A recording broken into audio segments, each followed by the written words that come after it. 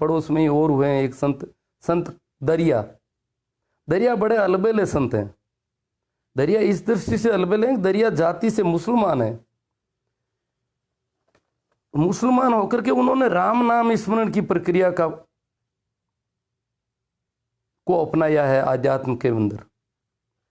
इस प्रकार अगर आदमी एकदम से अपने सारी परंपरा को तोड़ के अलग चलता है तो वो सत्य के नज़दीक पहुंचने के लिए बहुत अच्छा सहारा मिल जाता है, क्योंकि उसकी जो जड़ें होती है वो पुरानी जड़ें सारी कट जाती है, जड़ता उसमें से नहीं रहती है, चेतन। दरिया कहते हैं जो दुनिया तो मैं भी राम तुम्हारा, कि मैं दुनिया हूँ। पिंजारे रुई का काम करते थे दुनने का, मुसलमान पिंजारे थे। जो दुनिया तो मैं भी राम तुम्हारा, अदम कमीन जाति मतिहीना, मैं अदम हूँ, पापी हूँ। कमीन जाति मतिहीना, मेरी जाति जो है बिना बुद्धि की है। ये बिना बुद्धि की जाति, जैसे गांव का आदमी, गंवार आदमी, नीची जाति का व्यक्ति, कबीर तुलसीदास ने कहा ना रामचरितमानस में, ढोल गंवार सुदर अरुनारी, ये चारों ताड़न के अधिकारी। इनको ढोल से अगर आपको संगीत लेना है तो उसको पिटाई करो, जैसी अच्छी पिटाई होगी वैसे ही वो संगीत निकालेगा, वैसे ही वो ठीक रहेगा। उसका हक है उसको पिटाई की जाए। इसी प्रकार गंवार आदमी है, आज भी गाँव में कहते हैं कि गंवार को समझाना मुश्किल हो जाता है। गांव के शहर के लोग बाजार में जब जाते हैं तो कहते गंवार है, गंवार की समझ नहीं आती है, गंवार में अक्ल नहीं होती है तो आखिर गंवार। मतलब ये तो तुलसीदास के ज़माने में तो गाँवों के आदमियों की क्या कंडीशन, क्या स्थिति रही होगी शहरों में। वो कहते हैं गंवारों को समझाना नहीं चाहिए। तुलसीदास कहते हैं इनको तो ताड़ देना चाहिए, इनको फटकार देना चाहिए, इनको एक दो चप्पत लगा देनी चाहिए। ढोल गंवार शूद्र, उसी की बात दरिया कहते हैं। अदम कमीन जाति मतिहीना, मैं नीची जाति का हूँ, मतिहीन जाति है, मेरी जाति में बुद्धि नहीं है। अभी थोड़े दिनों पहले एक कड़वे संत होते थे, तरुण मुन सागर कुछ, वो कहते थे गधे गुलकंद खा रहे हैं और घोड़े घास को तरस रहे हैं, या हंस और काग। मतलब ये नीची जाति के लोगों को लोग कह रहे हैं इनमें मति नहीं होती, बुद्धि नहीं होती, गधे हैं।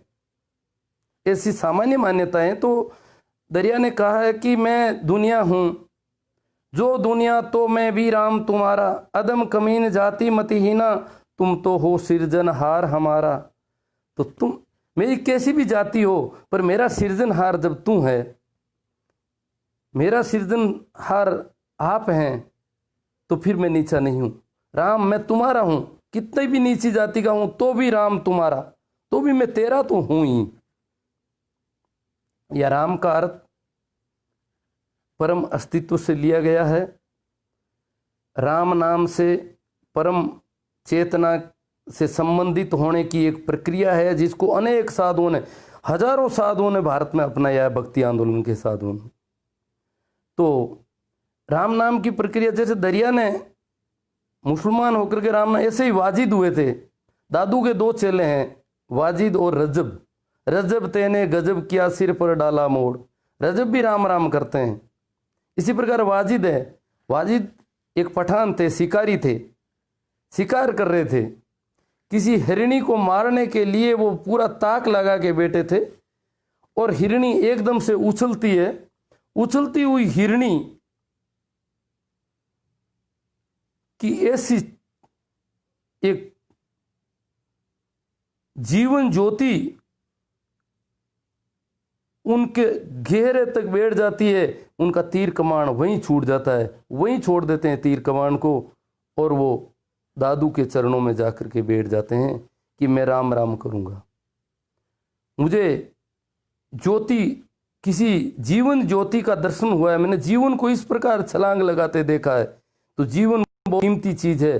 तो जीवन की खोज जो लोग करते हैं, उन्हें जीवन की खोज, सत्य की खोज कहो, कुछ भी कहो। इस प्रकार तो वाजिद है, रज्जब है, दरिया है, इन्होंने राम राम किया है। राम राम किसी एक जाति और धर्म का मामला नहीं है। उस जमाने में सूफी और भक्ति आंदोलन, दो आंदोलन थे। और ये जो राजा महाराजा हैं सभी संतों के खिलाफ थे। पंडित पुरोहित और राजनेताओं का गठजोड़ होता है समाज में अपना पाखंड चलाने के लिए। राजा को भी देवी अवतार माना जाता रहा इस देश में सदैव। इस देश में नहीं, करीब करीब सभी जगह पर उसको एक देवता, ईश्वर का अवतार या कुछ स्पेशल शक्ति युक्त व्यक्ति माना जाता था। इसी वजह से लोग उसके अधीनता स्वीकार करते थे आराम से। तो हमें पता है सूफी संतों के साथ भी यही रिवाज हुआ और राम नाम वाले के साथ, जैसे सरमद हुआ था औरंगजेब के ज़माने में। 1658 में औरंगजेब शासक बनता है, दिल्ली का बादशाह बनता है और एक साल में वो सरमद को जामा मस्जिद के सामने सिर कलम करता है उसका और उसकी सारी रुबाइयाँ जला देता है। तो ये राजा महाराजा और ये जो भी हैं ये लोग सत्य के खिलाफ होते हैं, पाखंड इनका मुख्य काम होता है। तो मैं बात कर रहा था पाखंड और साधुता क्या चीज़ होती है, साधु क्या होता है उसके संबंध में। तो दरिया साधु की एक परिभाषा देते हैं संत दरिया, हमारे रेण में हुए, रेण राजस्थान में। वो कहते हैं दरिया बुगला उजला उजल होई संत हंस, दरिया लक्षण साधका क्या ग्रही क्या भेक। साधु का लक्षण बताते हैं दरिया, घर में रहो और चाहे भेकदारी हो, चाहे उसने कपड़े अलग पहन लिए हो और चाहे वो गृहस्थी के कपड़ों में हो, उससे कोई फर्क नहीं पड़ने वाला, कपड़ों से कुछ फर्क पड़ने वाला नहीं है। दरिया लक्षण साधका क्या ग्रही क्या भेक, निष्कपटी निशंकर है, जिसके अंदर कोई कपट नहीं हो, कोई धोखाधड़ी नहीं हो। अब जिसके अंदर धोखाधड़ी नहीं होता वो निशंक भी रहता है, उसको शंका भी नहीं रहती है किसी प्रकार की, वो डरता नहीं है, वो भयभीत नहीं हो सकता कभी।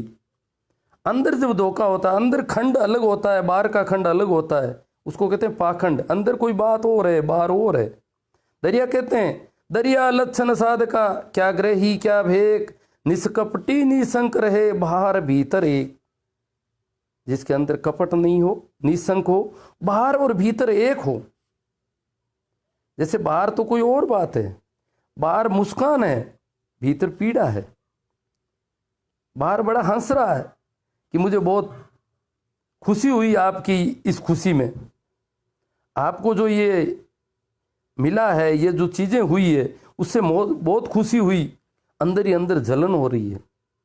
यहाँ देखते हैं लोग कहते हैं किसी के घर पे नौकरी लग जाती है बच्चे की, जाके कहते हैं यार तेरे ये काम हो गया, बहुत अच्छा हुआ, तेरा बच्चा तो कामयाब हुआ। मैंने कहा ये बहुत बढ़िया बधाई की बात है, जबकि अंदर अंदर वही आदमी अपने बच्चे को 1000 गालियां निकाल के आ रहा है अभी कि मर गया तू, उसका नंबर आया, तेरा कुछ नहीं हुआ, मर जा, डूब के मर जा कहीं।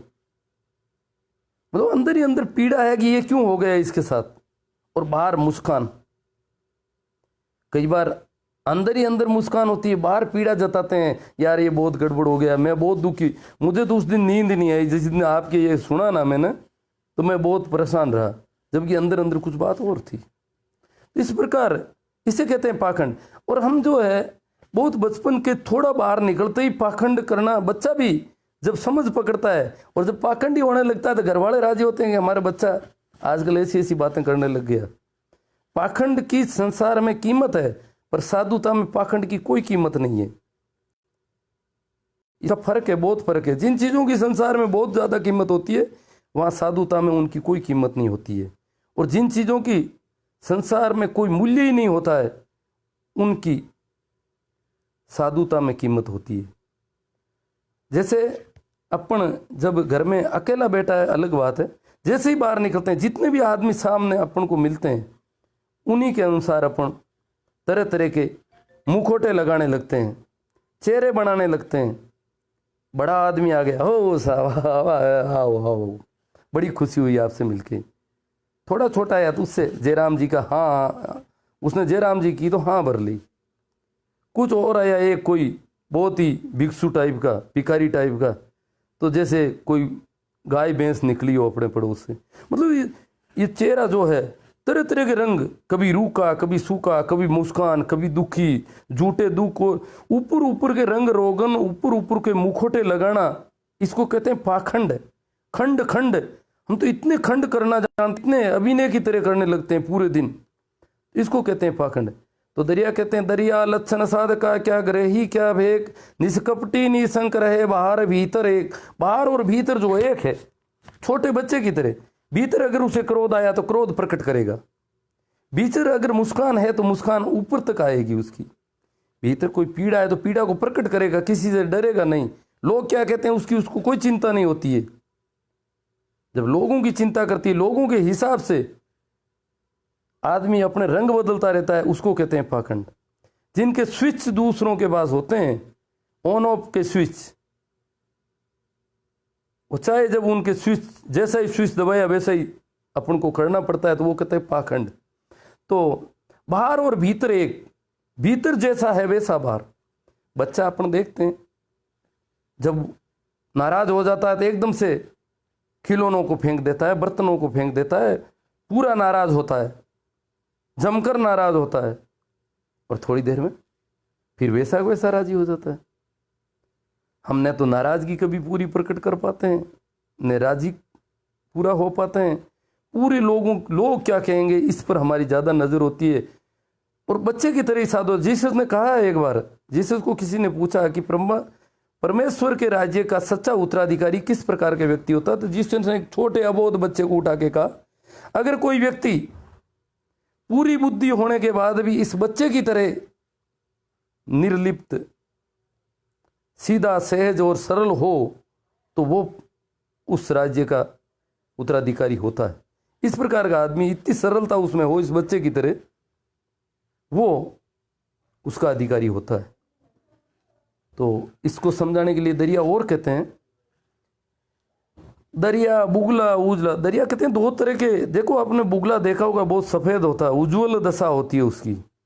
दरिया बुगला उजला उज्ज्वल होई हंस, और हंस भी सफ़ेद। दरिया बुगला उजला उज्ज्वल होई हंस, एको सरवर मोती चुगेर वाखे मुख में मछ। एक तो सरोवर में मोती की तलाश करता है, मोतियों को बीनता है। दूसरा मछलियों के लिए घात लगाए बैठा है। दिखने में चाहे कितना ही भगत दिखाई दो, मछलियों के लिए घात लगा के बैठता है। तो कहते हैं,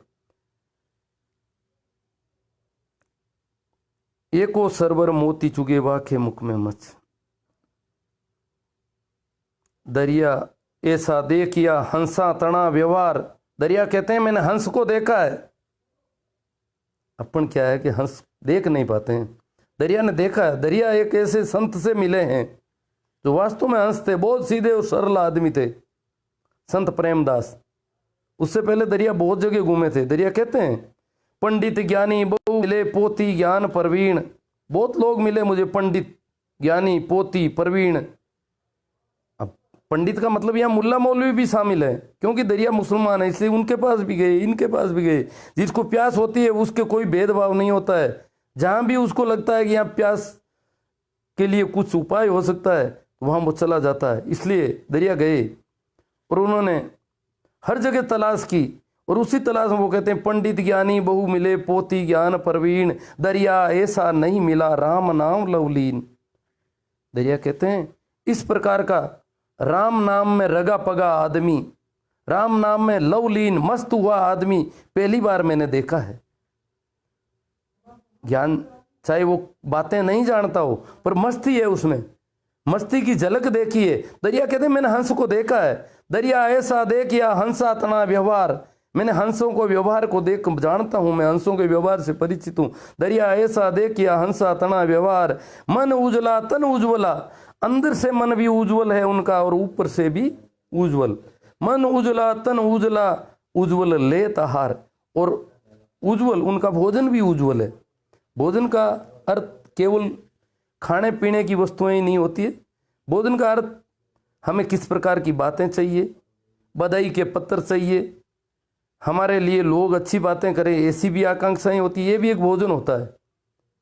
राजनीति की चर्चाएं, ये भी भोजन है। अगर चर्चा नहीं मिलती है तो उसके लिए भी तड़पता है आदमी कि वहाँ जा रहे हैं, यहाँ जाएँ, वहाँ कोई बातचीत मिलेगी, वहाँ करेंगे, उनसे थोड़ी कराते हैं, पता तो करो यार क्या हो रहा है, किसको टिकट मिल रहा है, पता ही नहीं करा आपने, उसको पूछेंगे।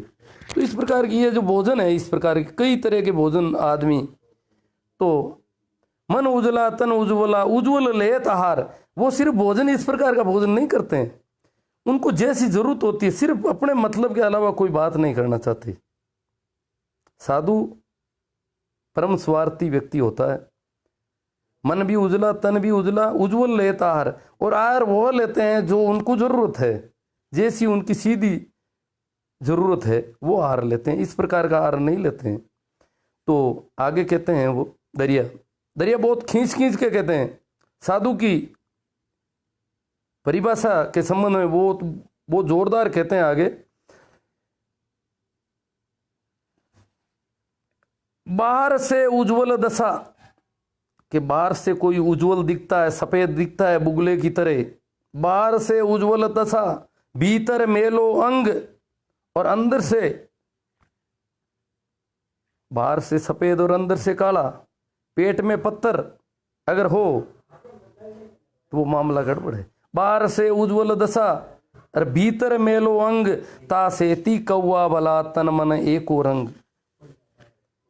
ऐसे लोगों से तो वो लोग कौवा जो अंदर से भी काला और बाहर से भी काला।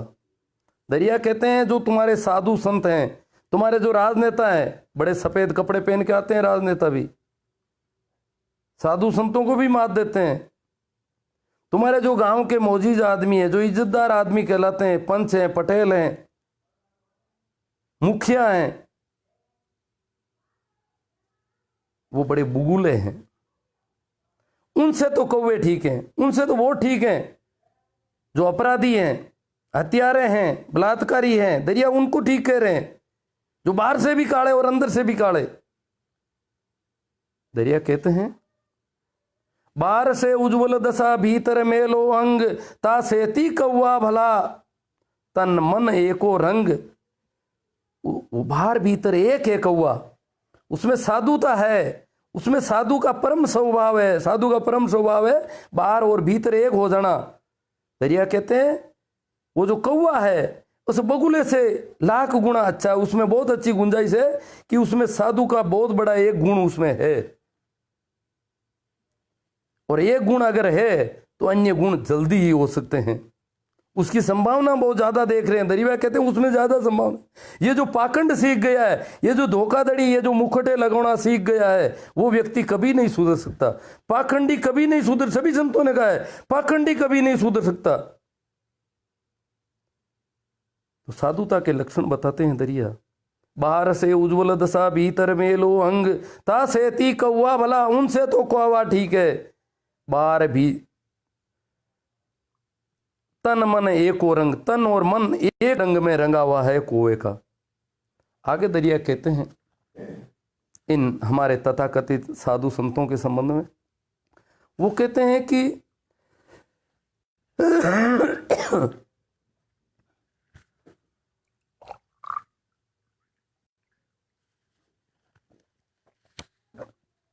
दरिया उनके संबंध में कहते हैं कि दरिया बिल्ली गुरु किया और उजल बक्कू को देख। दरिया कहते हैं बिल्ली ने गुरु किया। अब क्या है कि सब लोग सुनते हैं कि गुरु कर लेना चाहिए, आदमी को बिना गुरु के नहीं रहना चाहिए। तो गुरु करता है तो फिर वो आदमी अपनी जीव जो अकल है उसके हिसाब से उसका माप तोल करता है। लोग तो परमात्मा का भी माप तोल करते हैं। मीरा कहते हैं कोई के सूंगो कोई के मूंगो में लियो तराजू तोल, में लियो पूरे मोल, कोई के हल्को कोई के भारी। तो इस प्रकार की बातें होती रहती है। तो गुरु की तलाश, दरिया कहते हैं जिस प्रकार बिल्ली गुरु करने के लिए घर से निकलती है, तो बिल्ली घर से निकलती है तो कुत्ते को तो पसंद करने से रही। और भी गाय भैंस घोड़े गधे ऊंट हाथी बड़े बड़े जानवर मिले होंगे, पर उसने किसी को भी पसंद नहीं किया। किसी की गर्दन टेढ़ी है, किसी में कुछ, बिल्ली को ठीक नहीं जंचा, नहीं कोई भी नहीं जचा। पूरे गांव पूरी बस्ती से बाहर निकलकर जब तालाब के किनारे जाती है और तालाब में एक सफेद शुभ्र रंग का बकुला सन में खड़ा है, जैसे कोई परमात्मा से पूरा जुड़ा हुआ है, इस प्रकार का उसको पाखंड आता है, इस प्रकार का उसका ढंग है, और बिल्ली जाकर के उसके पैर पकड़ लेती है। बिल्ली उसको गुरु करती है। दरिया कहते हैं जिस प्रकार बिल्ली खुद पाखंडी है, ठीक ऐसा ही बुगला पाखंडी है। दोनों के लक्षण बहुत मिलते जुलते हैं। बिल्ली भी घर में इस प्रकार शांत होकर बैठ जाती है, इस प्रकार कि जैसे सांस ही नहीं ले रही हो, अपनी सांस का सन्नाटा भी पैदा नहीं होने देती है। तो छोटे मोटे चूहे वगैरह वो निकलते हैं बाहर, वो देखते हैं यहाँ कोई नहीं है, और जैसे ही वो निकलते हैं झपट्टा, ठीक इसी प्रकार वहां बकुला करता है। दरिया कहते हैं तुम्हारे साधु संत बगुले हैं और तुम बिल्लियां हो। दरिया बिल्ली गुरु क्या उजल बकू को देख, जैसे को तैसा मिला ऐसा जगत और भेक। जो संसार के लोग और इनके भेगदारी साधु संत महात्मा इनके जैसे ही हैं, इनमें कोई फर्क नहीं है। जैसे को तैसा मिला ऐसा जगत और भेक। तो साधुओं के संबंध में और राम नाम के संबंध में, राम नाम की महिमा संतों ने बहुत गाई है।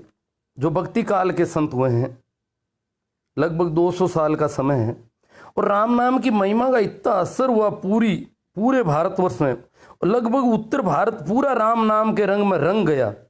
लोग पाखंडों से परेशान थे, कर्मकांड, जादू टोने टोटके, हजार तरह के, पता नहीं आज तक लोग इतने ठगे जा रहे हैं। तो उस समय क्या स्थिति थी, सब कुछ ठग लिया जाता था। मैंने देखा है मेरे बचपन में कि ये खेती करने वाले लोग टीपना, वो पंचांग निकलवाते थे पंडित से, बोले इस खेत में तिल बोऊं या बाजरी बोऊं, क्या बोऊं, मुझे इस खेत में क्या बुआई करनी चाहिए, मुझे किस में फायदा ज्यादा रहेगा, किस में। अब जो खेती कर रहा है, जिनकी पीढ़ियां खेती कर रही है, उनको पता नहीं किस खेत में किस मौसम में क्या बोया जाना चाहिए, उसका कौन सा खेत इस दिशा में क्या करना चाहिए।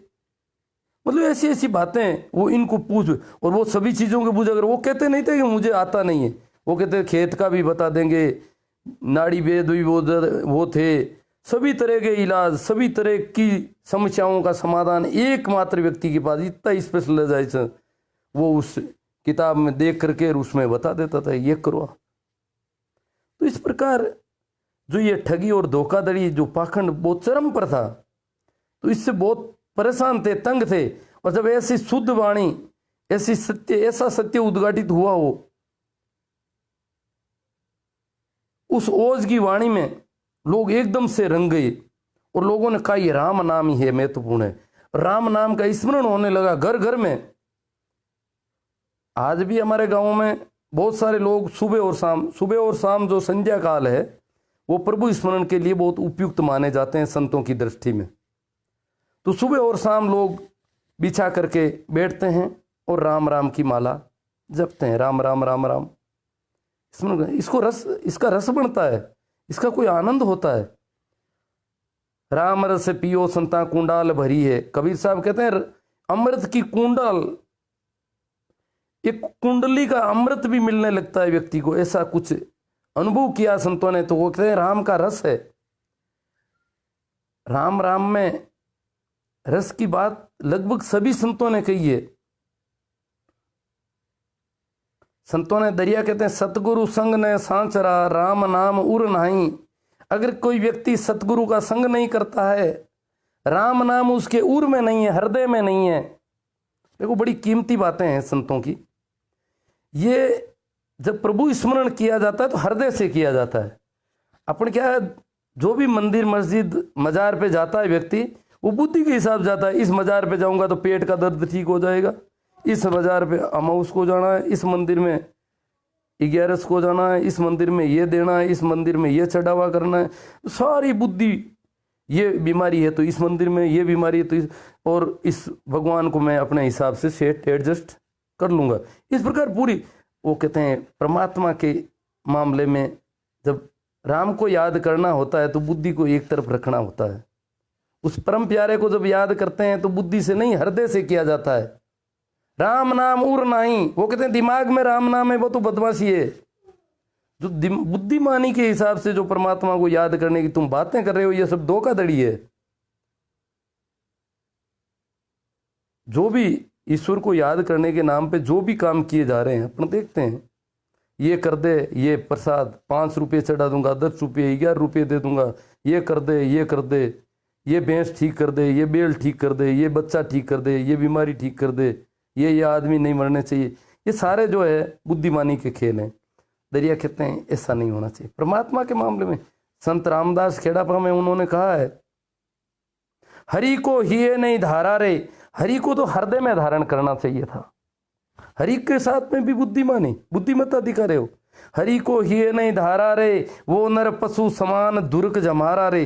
दुर्ग का मतलब यहाँ हमारे मारवाड़ में जब किसी जानवर को फटकारते हैं उसको दुर्ग कहा जाता है। विशेषकर कुत्तों को दुर्कार देते हैं, फटकार होती है, ताड़ना होती है, तो वो कुत्ते की तरह ताड़ना देते हैं व्यक्ति को। अगर हर परमात्मा को हृदय में नहीं रखता है तो उसको कह रहे दुर्कार है, तो पशुओं से गया बीता है। हरि को हिये नहीं धारा रे, वो नर पशु समान दुर्ग जमारा रे। दरिया कहते हैं, तेगट मरगट सारी कार भूत बसे ताम आई। जगह में राम नहीं है, जिनमें राम नहीं है, सतगुरु संग ने सांचरा राम नाम उर नाई। तेगट मरगट सारी कार भूत बसे ताम आई, राम नाम मेरा प्राण आधार, सोई राम रस पीवण हार। वो राम रस ही है, पीने की एक चीज एक ही, वही मध्य है, वही शराब है, राम रस की शराब। तो पीने की वो चीज है राम रस। राम रस जिन्होंने पिया है वो कहते हैं बहुत प्यारी चीज है, बहुत प्रीत अच्छी चीज है।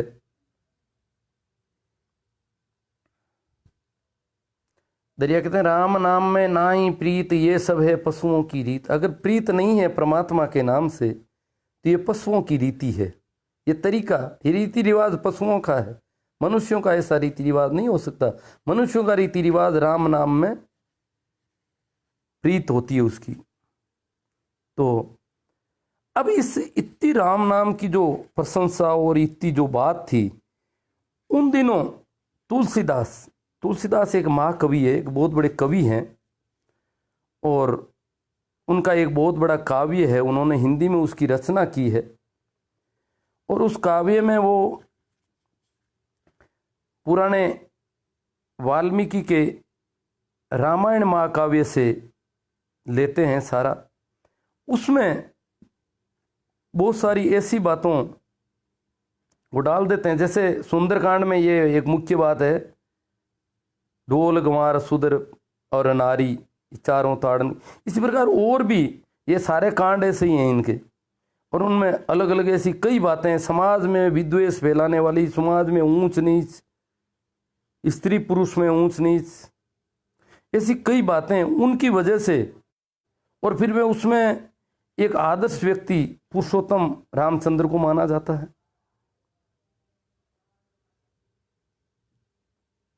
पंडितों को जचता है क्योंकि वो आज्ञाकारिता उसमें बहुत होती है, क्योंकि साधु आज्ञाकारिता के पक्ष में नहीं होते हैं, साधु विद्रोही होता है। साधु को आज्ञाकारिता कतई पसंद नहीं होती है, पर रामचंद्र बहुत बड़े आज्ञाकारी व्यक्ति, और पंडितों को आज्ञाकारी लोग चाहिए। आज्ञाकारी होने का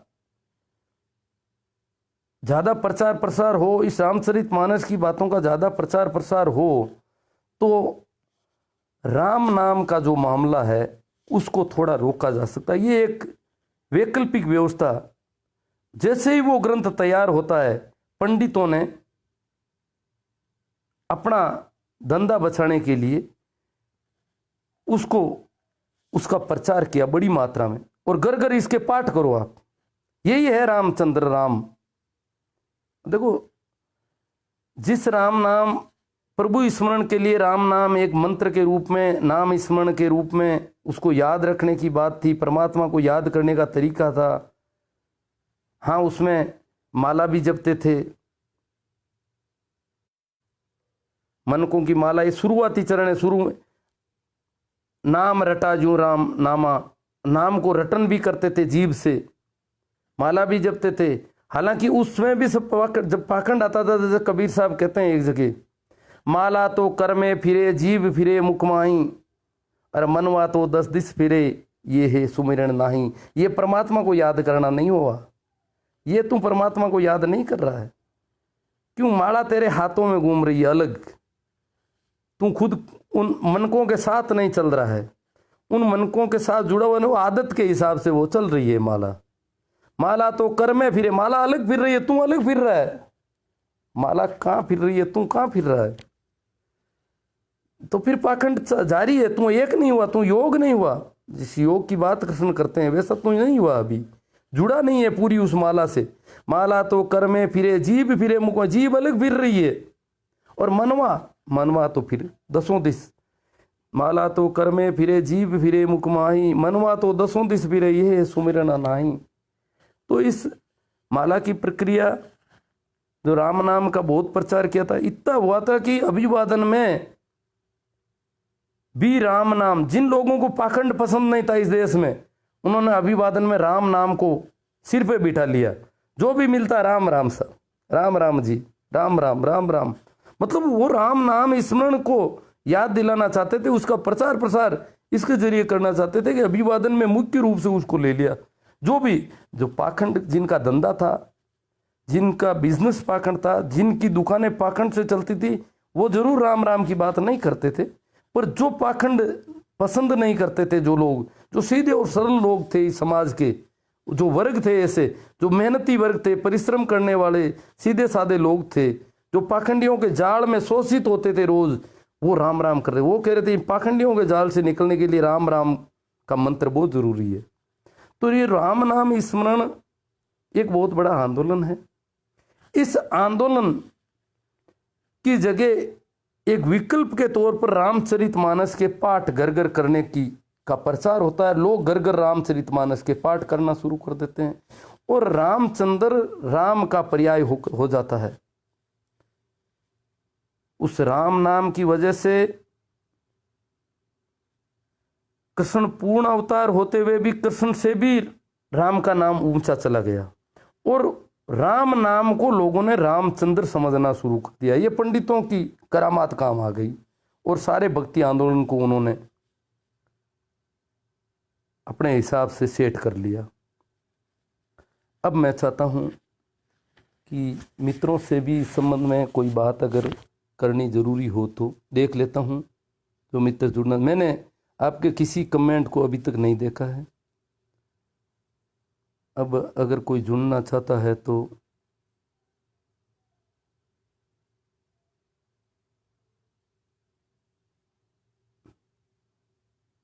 बीरा राजस्थानी, इनको जोड़ते हैं। 1 मिनट, बीरा राजस्थानी को मैं जोड़ने का प्रयास कर रहा हूं। बीरमा राम जी हरियाणा में रहते हैं, मकराना के रहने वाले। बीरमा राम जी, आप जुड़ना चाहते हैं तो एक्सेप्ट करिए, मैंने मेरी तरफ से भेज दिया है जोड़ने के लिए।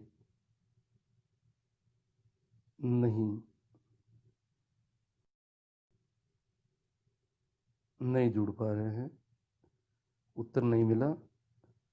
सर लोगों को भ्रम में मत डालो, राम नाम बहुत बड़ा है, अपने आप को बड़ा मत कोई आसपास गुरु करने योग्य महात्मा हो तो बताइए। चलो, फिर इसमें बात करने की कोई जरूरत नहीं महसूस हो रही है। मैं तो विशेषकर जो राम नाम स्मरण और दूसरा एक जो पाखंड के नाम से और लोग कर रहे हैं, उसके संबंध में थोड़ा कुछ एक विचार पैदा करना चाहता था, एक विचार संप्रेषित कर रहा था आप लोगों से। शायद जुड़ना कोई चाहते तो है नहीं, रिक्वेस्ट तो किसी की मुझे दिखाई नहीं दे रही है। हाँ चलो, अनिल जी शर्मा काफ़ी इल्ज़ाम भी लगा रहे हैं, आरोप भी लगा रहे हैं। अनिल जी शर्मा आरोप लगा रहे हैं, आपको मैं जोड़ रहा हूँ, आप आरोप के ऊपर अनिल जी शर्मा जुड़े। मैं लोगों को भ्रम में फंसा रहा था कुछ बड़ा होकर के, आप जुड़े तो मित्रों से बात हो जाए। हाँ सर, प्रणाम। प्रणाम जी, प्रणाम। नमस्कार जी। आपसे मैं काफी साल से जुड़ा हूँ सर। हाँ सर। कुछ बातें आपकी अच्छी लगती हैं और कुछ समझ से परे हाँ हैं। तो या तो हम अज्ञानी है, हाँ ठीक है जी, या फिर कुछ हमारी समझ से बाहर होता है। तो कुछ समझाइए आप। हाँ, वो तो देखो, कोई हम तो राम का नाम है ना, ये हाँ रामायण वाला राम नहीं है। रामायण वाला वो अलग है, राम जो आप हाँ राम सुमिरन करते हो ना, वो राम अलग है। रामायण वाला राम नहीं। हाँ इस तो चीज को हाँ, उसी संत उसी के बारे में कहते हैं। राम वाला एक राम चरित्र है, हाँ, उसमें काफी अच्छाइयाँ हैं हाँ, और उसको। हाँ जी, बोलिए जी। हाँ, आप भी शायद कुछ मेरे से मिलती जुलती बात कर रहे हैं, मैं सुन नहीं पा रहा हूँ पूरी ढंग से, तो शायद कोई विघ्न है, टेक्निकल कोई बाधा है। मैं आपसे काफी साल से जुड़ा हूँ फेसबुक से। हाँ नहीं, वो तो ठीक है, अच्छी बात है, जुड़ते ही रहते हैं। और जुड़ना और टूटना ये तो मेला है यहाँ। हर आदमी को अपने विचार रखने का मौका देना चाहिए। तो आप किस किस चीज को मानते हो, ये पहले बताएंगे जी। हैं किस चीज को मानते हो आप, किस देवता को, भगवान को, किसी को तो मानते होगे।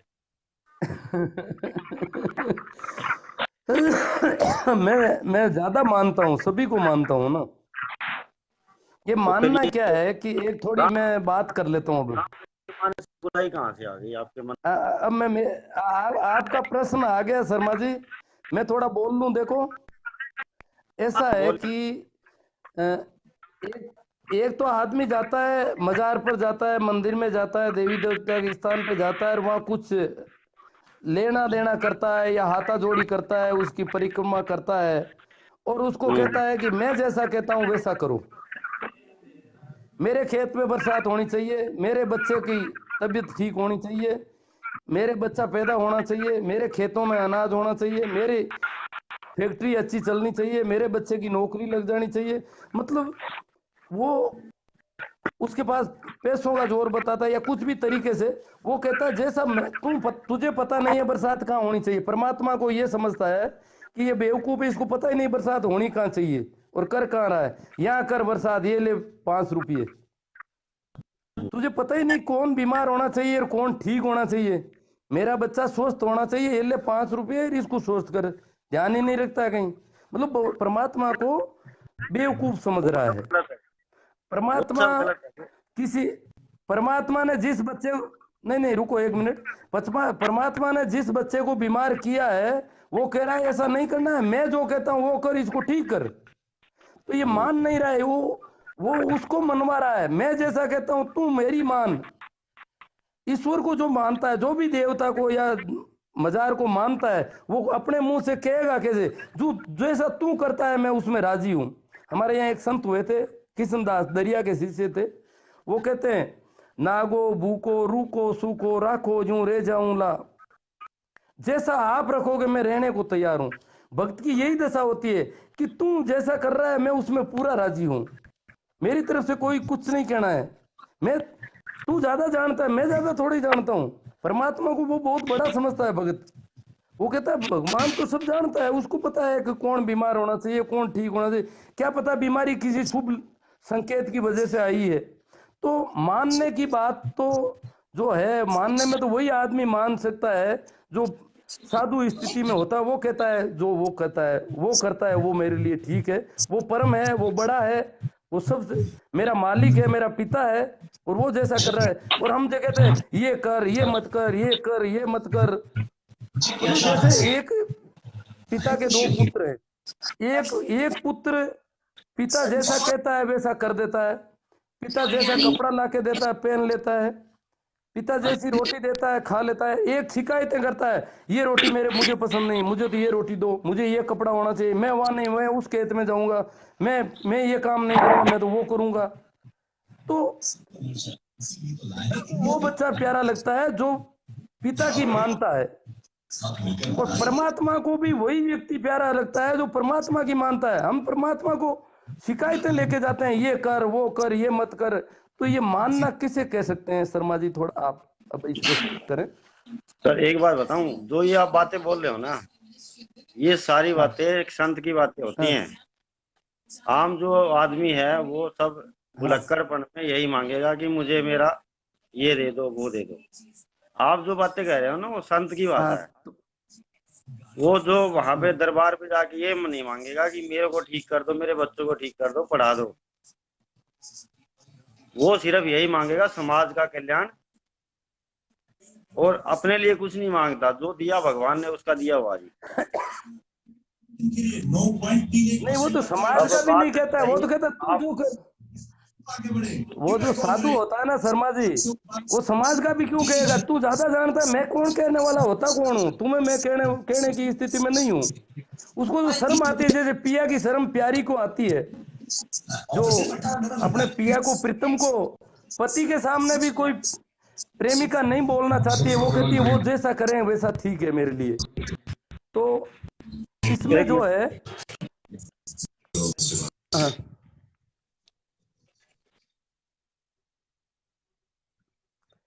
हाँ, मैं एक और लोगों के उदाहरण दे देता हूँ छोटा, अभी याद आ गया।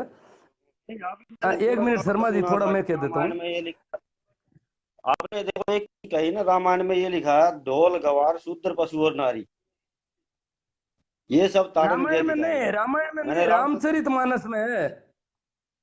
हाँ रामचरितमानस में कुछ रामचरित गड़बड़ कर रखी है छोटी बड़ी।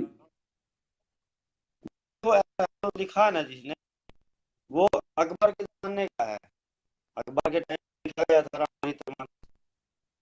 तो हो सकता है वो किस तरह हो जाए, मतलब जो भी कहना चाहता है तो वो एक्चुअल मीनिंग लोगे ना आप, उसकी मीनिंग अलग ही है।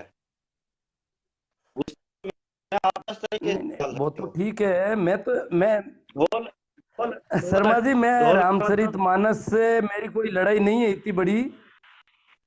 हम्म, हाँ, वो आजकल इसके स्पष्टीकरण जो लोग दे रहे हैं वो सुन रहे हैं हम लोग भी। हाँ जी देखो जी ऐसा है ऐसा कि है आप रामचरितमानस से अपन को वैसे कोई लड़ाई नहीं लड़ी, मैं राम नाम की बात कर रहा हूँ। हाँ, सोच रहा था कि मैं अभी एक घंटा ये बैठ के ना टेक्निकल कारणों से। करूंगा, तो इस बीच में मैंने मोबाइल चला लिया। हाँ हाँ, वो बैठेगा नहीं। ठीक है कोई बात शर्मा नहीं जी, जी एक छोटी आपसे। सी बात मैं कर देता हूँ। अ, अ, बढ़िया, आपसे मिलकर बड़ी खुशी हुई है। नहीं आपसे एक मिलकर बात बहुत, मैं तो आपके बहुत दिन से प्रश्नों सोच के रहा था। जरिए एक बात आई है मेरे। हाँ हाँ हाँ, तो मैं एक बात और कह रहा था, वो थी कि जैसे अपन चाहे कितनी भी बातें करें कि ये बीमारी ठीक करनी है वो करनी है, क्योंकि वो परम सत्ता मानी जाती है, और परम सत्ता हमारे हिलाने से इधर उधर हो नहीं सकती। चाहे हम नहीं हो 1000 रुपये दे दें, 1100 रुपये दे दें, 5000 दे दें, 10,000 दे दें, या हाथाजोड़ी कर लें, भूखे रह जाएं, तीर्थ चले जाएं, कुछ भी कर लो, क्योंकि वो जब हमारे से हिलने डुलने लगेगा फिर वो चला नहीं सकेगा अपना मामला। क्योंकि अस्तित्व जिस वजह से चलता है, वो अस्तित्व चलने वाली वजह पर हमारा कोई कंट्रोल कभी संभव नहीं है। तो ये भक्त की भाव दशा होती है, वो कहती है मैं उसमें कुछ नहीं करूंगा। और हमारे यहाँ कहा जाता है कि आकाश में जब बिजली चमकती है तो गधी जो है लाते फेंकती है। गधे गधी जो है अपने पैरों को उछालती है बुरी तरह से। तो कहते हैं आकाश की बिजली गधी की लातों से कम ज्यादा नहीं हो पाती कभी भी।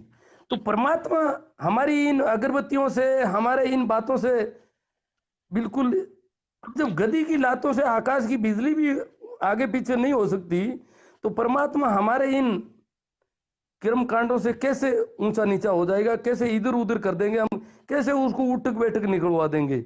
ये थोड़ा इस प्रकार का मामला लगता है। अब मैं किसी तो और ये मित्र तो को ले रहा सारे हूँ एक। ग्रंथ है ना, पंडितों के लिखे हुए हैं। हाँ तो पंडित तो अपनी पढ़ाई करेंगे ना। हाँ, बढ़ाई नहीं, वो धंधे का मामला है, और बढ़ाई बढ़ाई वाली पे नहीं है। देखो जो धंधा ही उनका, जब जिसके खाने पीने रोजी रोटी का मामला जब आता है ना, तो कोई भी आदमी, अब देखो जो रिश्वत का जिनके पास बहुत ज्यादा है वो रिश्वत की भी कहते हैं नहीं नहीं ये तो वाजिब है। तो ये तो धंधे हैं।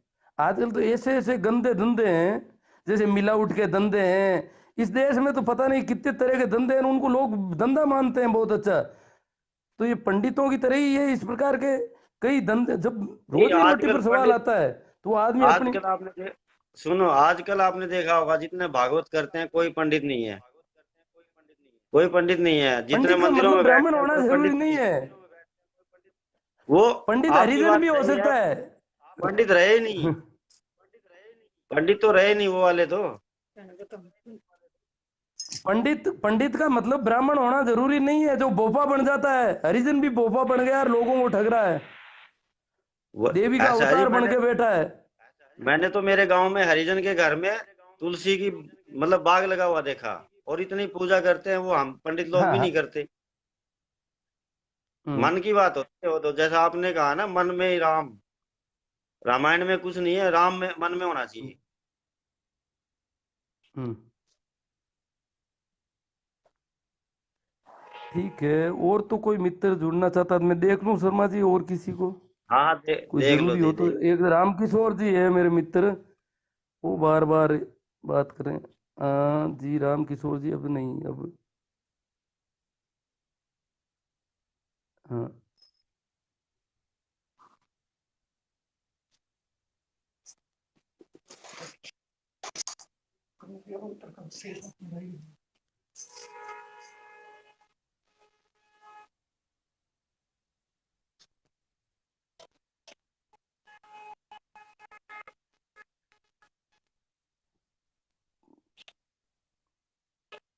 हम्म।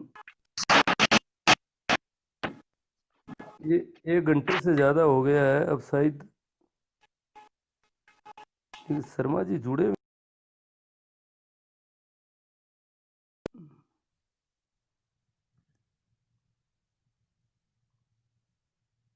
हाँ, राम किशोर जी को जोड़ना चाहता हूँ। राम किशोर जी आप एक्सेप्ट करें इसे।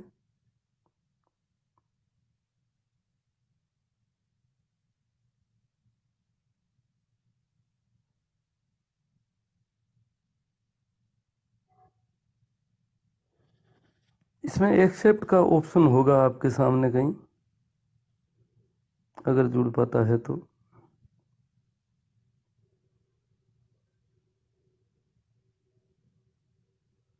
नहीं जुड़ पा रहा है।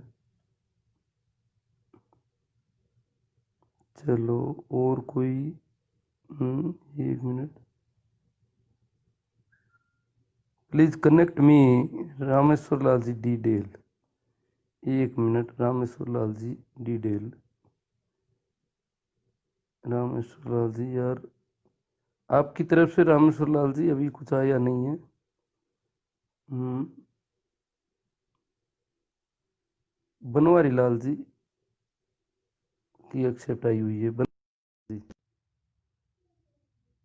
बनवारी लाल जी। आपका क्वेश्चन तो आ ही गया। हाँ हाँ, बनवारी लाल जी कह रहे हैं राम राम और जय श्री राम, राम लल्ला, इनमें क्या फर्क है। बनवारी लाल जी शायद जुड़ जाएंगे। हाँ, एक्सेप्ट कर लिया उन्होंने, कनेक्ट हो रहे हैं बनवारी लाल जी। डॉक्टर साहब हैं शायद बनवारी लाल जी।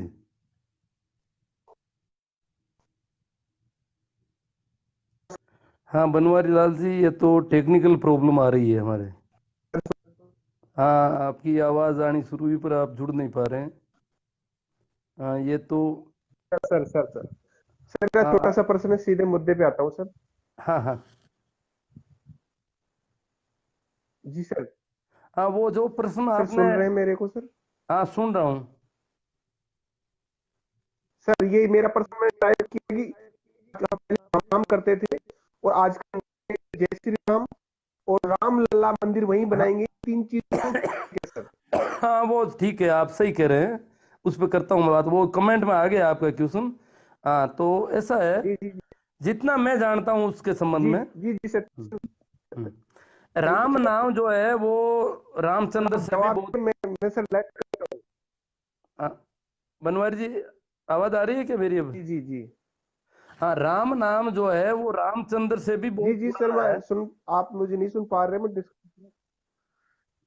जी कहानी तो ये कहती है कि रामायण जो है राम के जन्म से पहले लिखी जाती है वाल्मीकि द्वारा, राम बाद में होते हैं, कहानी पहले बन जाती है। तो राम तो एक तरह से अभिनय टाइप हुआ फिर, जैसे फिल्म की स्क्रिप्ट पहले लिखी जाती है, फिल्म बाद में आती है। तो फिर जैसी कहानी है उस हिसाब से फिल्म को तो करना पड़ेगा, फिल्म का अभिनेता को तो काम।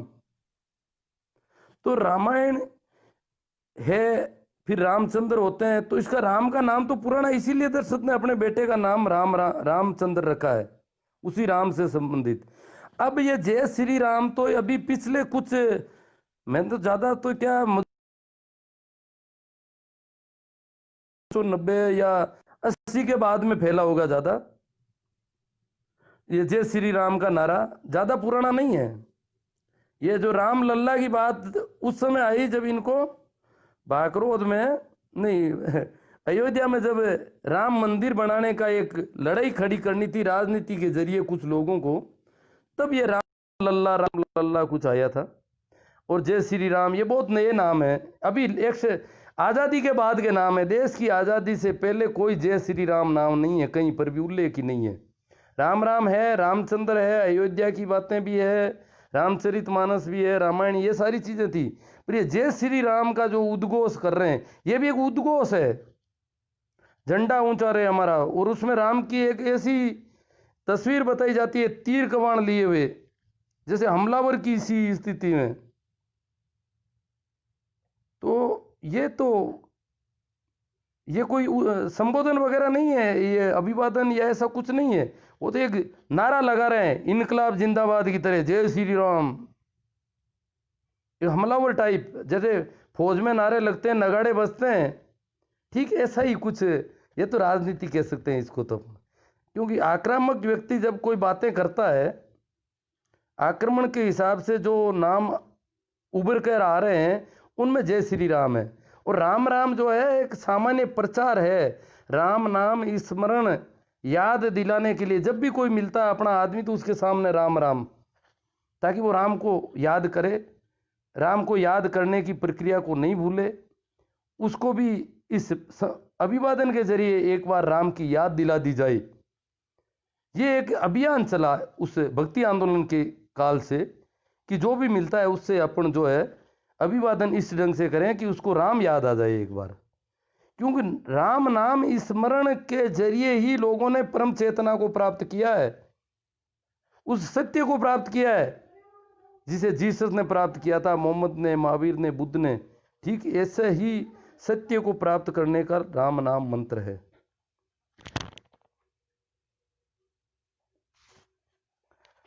तो ऐसा है। अब क्या है, अब तो ठीक ही है काफी बात। ओम प्रकाश जी नहीं,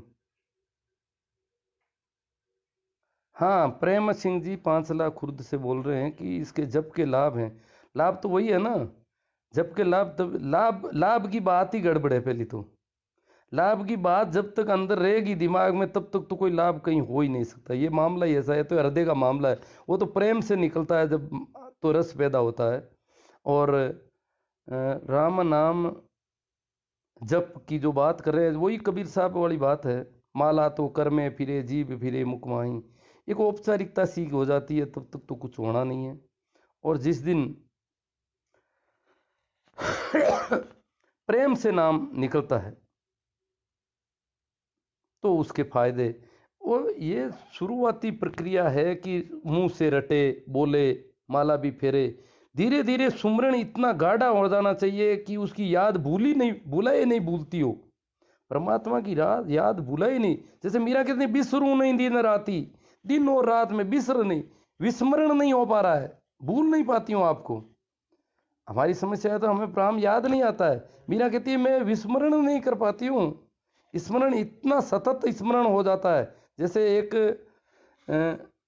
माता का, वो कोई भी काम करती है, उसका छोटा बच्चा है, वो कहीं खेल रहा है तो वो सारे काम करेगी पर उसकी स्मरण वहां पर लगा रहेगा, उसकी सुरती उस बच्चे में लगी, वो सारे घर के काम निपटा रही, फिर भी उसकी सुरती है, बच्चा लगभग वहां नहीं पहुंच गया, जाके उसको संभाल देती है। जब तक वो कहीं से गिरे पड़े उससे पहले वो उसको वापस संभाल लेती है। ये सुरती है, स्मरण है।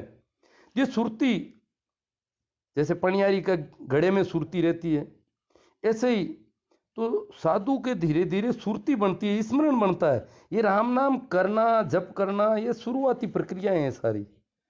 इन प्रक्रियाओं से धीरे धीरे आदमी की ऐसी सुरती बन जाती है, स्मरण बन जाता है, और उसको साधु कहते हैं। बिसरूं नहीं दिन राती, मैं तो भूल ही नहीं पाती हूं, मीरा कहती है।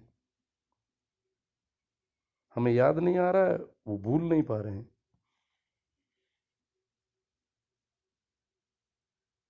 हम तो राम का नाम पता नहीं लालच से भी ले सकते हैं, रणवीर जी किस वजह से ले रहे हैं। संतों ने, जिन्होंने, कबीर साहब ने, उन्होंने बताया था कि तू राम नाम को याद करेगा तो तेरे रस होगा, तेरे अंदर आनंद होगा, तू आनंदित हो जाएगा, अमृत की तरह रस तेरे अंदर पैदा होगा, अमृत अंदर से रस झरेगा, तेरा आनंद कोई तोड़ नहीं सकता। इतना आनंदित, इतना मस्त, बड़ा आनंद का मामला है। संतों ने, जैसे मीरा कहती है एक जगह, देखो थोड़ी सी बात आ रही है अपन तो, मीरा कहती है और सखी मद पी पी माती, और जो मेरे मित्र हैं, सखी है, सहेली है, मित्रजन है, वो मद पी पी माती, मद यानी शराब या नशा, नशे को कर लेते हैं, तब माती यानी मस्त होना, मत वाला होना। मीरा कहते और सखी मद पी पी माती, मैं बिन पिया ही माती, मैं बिना पिए ही मत वाली। मेरी मस्ती ऐसी है कि मुझे कुछ पीना ही नहीं पड़ता और मस्ती उतरती नहीं। और सखी मद पी पी माती, मैं बिन पिया ही माती, और प्रेम भाटी को मैं मद पियो, छकी फिरूं दिन राती। मैंने उस प्रेम की भट्टी की शराब पी हुई है, दिन रात छकी, छकी का पूरी भरी हुई, छकी फिरूं दिन राती, दिन रात मस्त रहती हूं। मेरी मस्ती कुछ ऐसी है। और सखी मद पी पी माती, मैं बिन पिया ही माती, प्रेम भाती को मैं मद पियो, छकी फिरूं दिन राती। कबीर साहब कहते हैं, कबीर साहब एक जगह कहते हैं, सुरत कलारी भई मतवारी, मदवा पी गई बिन तोले। कि मेरी सुरती, सुरती वो याद करने की, स्मरण की जो क्षमता है, उसको सुरती कहते हैं संत। इतनी सुरती बन गई है परमात्मा में, इतनी, तो मेरी मस्ती नहीं उतर रही। फिर जैसे जैसे सुरती बढ़ती है, आदमी आनंदित, इतना आनंदित होता है, उसका मतवालापन। तभी तो इन्होंने, राजा महाराजा जागीरदार, इनको मारने को दौड़ते थे। मीरा के पीछे एक राणा दौड़ रहा है, वो राणा मेवाड़ का राणा, सांगा का बेटा विक्रमादित्य, मीरा के पीछे तलवार लिए दौड़ रहा है। राणा तो क्या, छोटे से जागीरदार के सामने देखने की हिम्मत नहीं होती थी। और मीरा एक महिला है, अबला है, पर वो इतनी मस्त है कि कोई फर्क ही नहीं पड़ता है। अन्यथा तो उसके सामने हाथ जोड़ के खड़ी हो जाती, बेचारे मेरी जान बख्श दे भाई। पर कहीं डर हो ही नहीं था। आनंद में, जब आदमी इतना आनंद में भरा पूरा होता है तो उसकी मस्ती नहीं टूटती। फिर तलवारें मस्ती नहीं तोड़ सकती, फिर मारने वाले उसकी मस्ती नहीं। तभी तो इतने बड़े बड़े हमले हुए, मंसूर के हाथ और पैर काट गए, फिर भी वो हंस रहा है, खिलखिला रहा है। ये मस्ती है, ये आनंद है। तो मेरा के कबीर साहब, सुरत कलारी भई मतवारी, मेरी सुरती कलारी, कलारी होती है शराब की दुकान पे बैठ के शराब पिलाने वाली महिला, जो शराब के नशे को बढ़ाने की कीमिया जानती है, कलारी। उस महिला को कहते हैं, शराब चाहे कम भी पियो पर मस्ती ज्यादा देने की कीमिया उसके पास होती है। तो कबीर साहब कहते मेरी तो सुरती जो है, मेरी स्मृति जो राम से जुड़ी है, स्मरण का जो नाता जुड़ा है, वो कलारी की तरह हो गया है। सूरत कलारी भई मतवारी, मदवा पी गई बिन तोले। और शराब इतना पी लिया कि बिना तोले हुए। ऐसे नहीं कि एक थैली, एक प्याली, एक शीशी, एक बोतल, ऐसा नहीं। सूरत कलारी भई पतवारी, मदवा पी गई बिन तोले, मन मस्त हुआ तब क्या बोले रे, हीरा पायो घाट गटियायो, बार बार कहीं खोले रे। कबीर साहब तो एक जगह कहते हैं, कबीर भाटी कलाल की। कबीर कहते मेरे पास तो कबीर कलाल की भट्टी है, मैं तो जो भी आता है उनको मस्त करता हूँ, बस पिलाता हूँ। कबीर भाटी कलाल की, बहुत तक बैठे आए।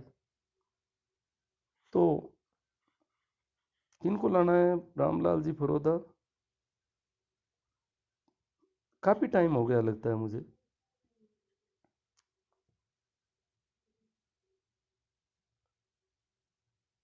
तो परमात्मा का ये जो मामला है आनंद का और मस्ती का मामला है, अगर राम राम करने से मस्ती नहीं आती है, अगर आनंदित नहीं हो पा रहे हैं जप करने से, तो कोई फायदा नहीं होने वाला है। फायदे की बात ही मुनीमगिरी की बात है,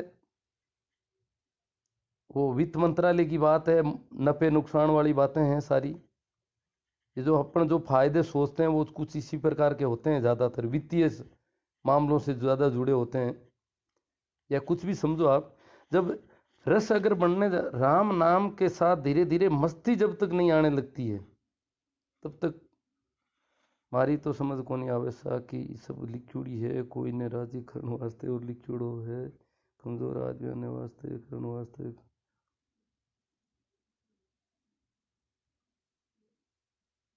कोई बात, बढ़िया बात है, जैसा आप समझ रहे हैं।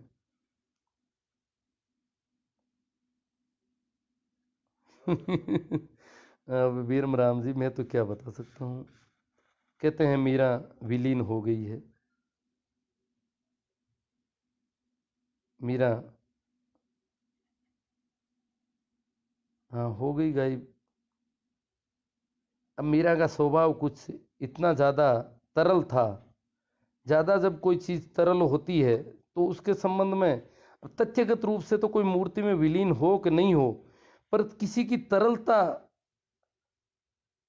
और तरलता के साथ विलीन होने की कोई क्षमता है, उस सत्य को प्रकट करने के लिए ऐसी बातें कही जाती है। तथ्य जरूरी नहीं है तथ्यगत रूप से सही हो, पर मीरा की तरलता का जो सत्य है उसको प्रकट करने के लिए इस प्रकार की बातें होती है। राजा बांटे परगना, जो गढ़ को पति हो, सदगुरु बांटे राम रस पिए। बढ़िया बात है सब। गढ़ी है हमारे यहाँ, मूंडवा है हमारे पास, नागौर के पास ही, राजस्थान में। वहाँ एक साधु हुए थे, ईसर राम नाम करके। ईसर नशा कबू नहीं उतरे, पी तारे दिन राती। वो अपने गुरु के संबंध में कह रहे हैं, अमर पटा मेरा सतगुरु दीना, ऐसा पटा दे दिया, जागीरी सांची, सांची जागीरदारी है मेरे पास। अपने गुरु को कहते हैं सदगुरु बड़ा नरेश, साधु बड़ा नरेश। मेरा साधु बड़ा नरेश है, बड़ा राजा है। ये जो सुखराम जी रामेश्वर लाल जी के पड़ोस के गांव के थे, रोड़ गांव के, तो सुखराम जी के बारे में ईसर राम जी कहते हैं साधु बड़ा नरेश, बहुत बड़ा राजा है, बहुत बड़ा नरेश है मेरा राजा, मेरा गुरु।